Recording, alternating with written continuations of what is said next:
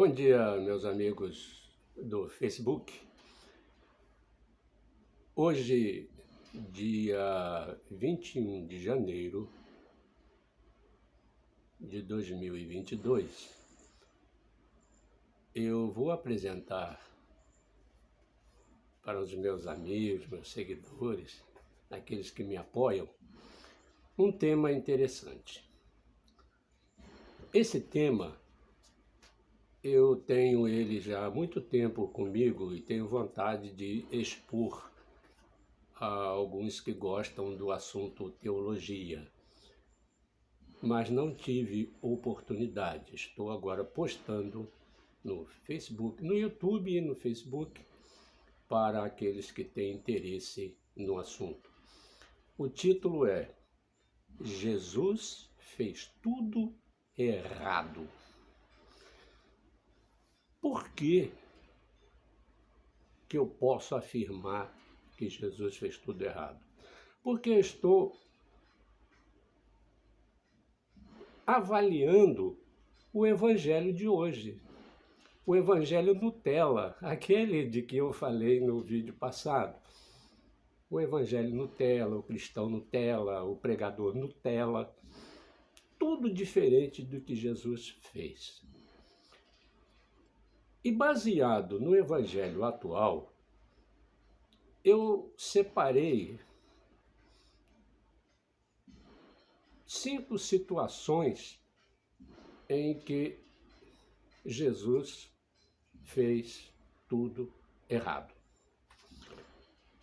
Primeira situação: Jesus nasceu numa manjedoura, um lugar de animais.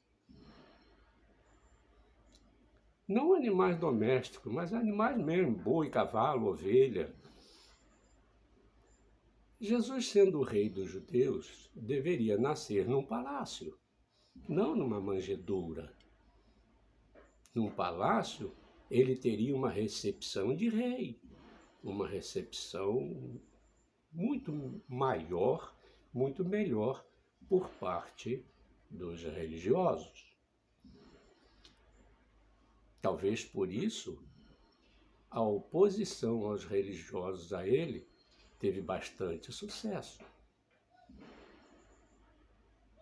Poucos aceitaram Jesus e recusaram os religiosos. A maioria preferiu ficar ao lado dos religiosos. Hoje está acontecendo uma coisa mais ou menos igual.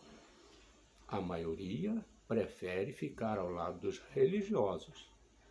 E aqueles que preferem uma vida de piedade, uma vida de humildade, uma vida de sinceridade, são minoria. Segundo ponto: Jesus convidou homens incultos para pregar o Evangelho.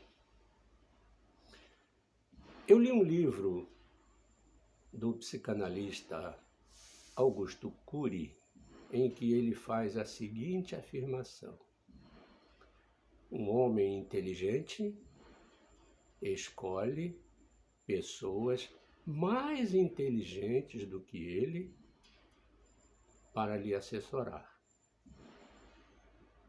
Um homem ignorante escolhe pessoas mais ignorantes do que ele para lhe assessorar.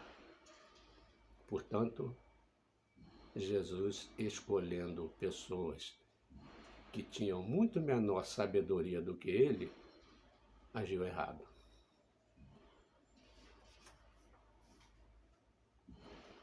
Terceiro ponto: naquele episódio que a Bíblia nos conta, em que um jovem rico procurou Jesus e perguntou a ele: que devo fazer para herdar a vida eterna? Jesus mandou que ele vendesse tudo o que tinha e desse tudo aos pobres. E depois disso, disse Jesus: vem e segue-me. Naturalmente, o jovem recusou a proposta. Mas quando Jesus encontrou-se com o Zaqueu, Jesus não exigiu nada dele. Simplesmente disse: hoje veio salvação a esta casa, pois também este é filho de Abraão. Porque Zaqueu foi recebido por Jesus como filho de Abraão, sem dar nada aos pobres, ainda que ele tivesse oferecido. Mas a Bíblia não diz que ele deu, diz que ele ofereceu. Mas Jesus simplesmente desprezou essa decisão ou essa opção de Zaqueu. Mas o jovem rico não. Jesus exigiu que ele desse tudo aos pobres para depois segui-lo. Parece que houve uma discriminação. Olha, Jesus discriminando pessoas. O Evangelho Nutella certamente condenaria Jesus por essa atitude. Quarto ponto. Certa vez Jesus, andando com seus discípulos, passou por uma figueira e procurou fruto. Não encontrando, amaldiçoou a figueira. E a Bíblia diz que não era tempo do figo. Se não era tempo do figo, evidentemente não havia figo na figueira. E por que a maldição? Nenhum líder religioso de hoje faria isso.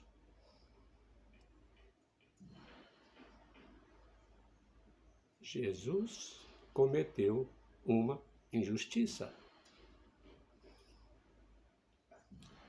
E por último, quando Jesus ressuscitou, havia soldados tomando conta da entrada do sepulcro.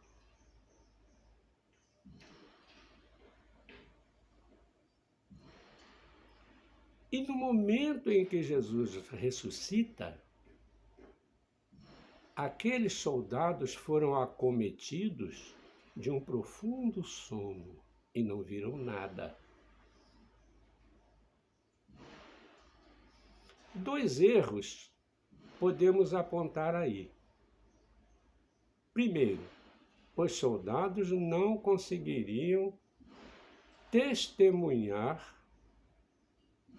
da ressurreição, porque estavam dormindo.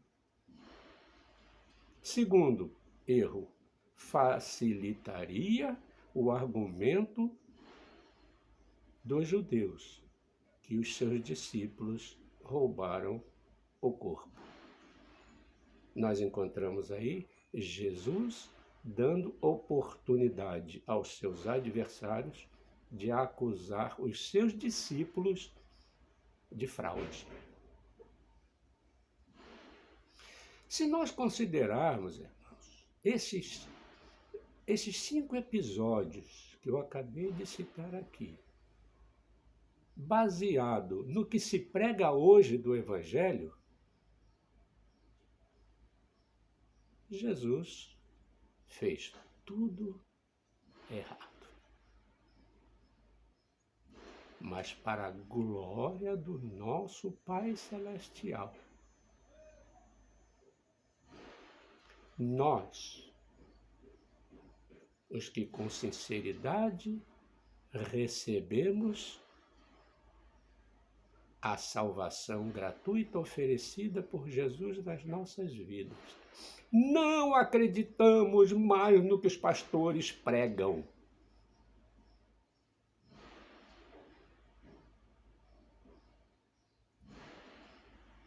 Não dá para acreditar. Os pastores famosos, os ricos, estão do lado dos políticos. Ou melhor, estão bajulando os políticos. E os piores políticos, para piorar a situação. E os pastores humildes, simples, aqueles que deveriam defender o evangelho, ficam bajulando os pastores que bajulam os políticos. Esse é o motivo da maioria não aceitar o evangelho. No vídeo anterior, eu disse que não precisamos sair daqui e ir para terras longínquas pregar o evangelho para salvar ninguém. Devemos pregar onde estamos.